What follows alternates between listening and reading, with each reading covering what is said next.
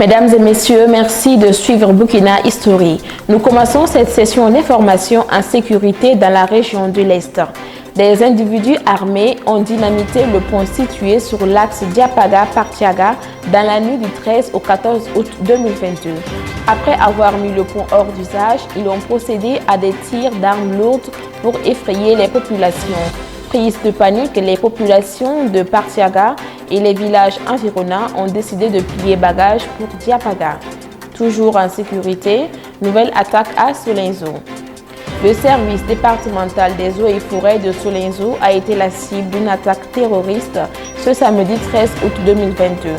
Selon les informations reçues, les hommes armés non identifiés se seraient positionnés dans la petite forêt du service environnemental située à la sortie de Solinzo. Dans la région du centre-nord à présent, le Premier ministre Albert Ouedraogo a présidé ce samedi 13 août à Kaya la cérémonie de remise des infrastructures de services urbains de base.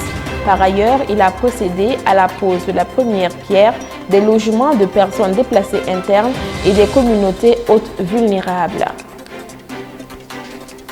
Hors de chez nous, au Mali, les 49 militaires ivoiriens détenus depuis plus d'un mois au Mali ont été inculpés pour atteinte à la sûreté de l'État. Ils sont accusés par le pouvoir en place d'être des mercenaires, ce que nie Abidjan. Rappelons que le groupe de soldats est détenu depuis le 10 juillet 2022. Toujours au Mali, les éléments de la force Barkhane ont un délai de 72 heures à compter du dimanche 14 août pour quitter définitivement le Mali.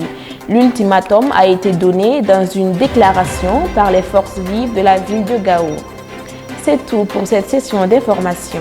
Toute l'équipe de Burkina History se joint à moi pour vous souhaiter une bonne fête d'Ascension.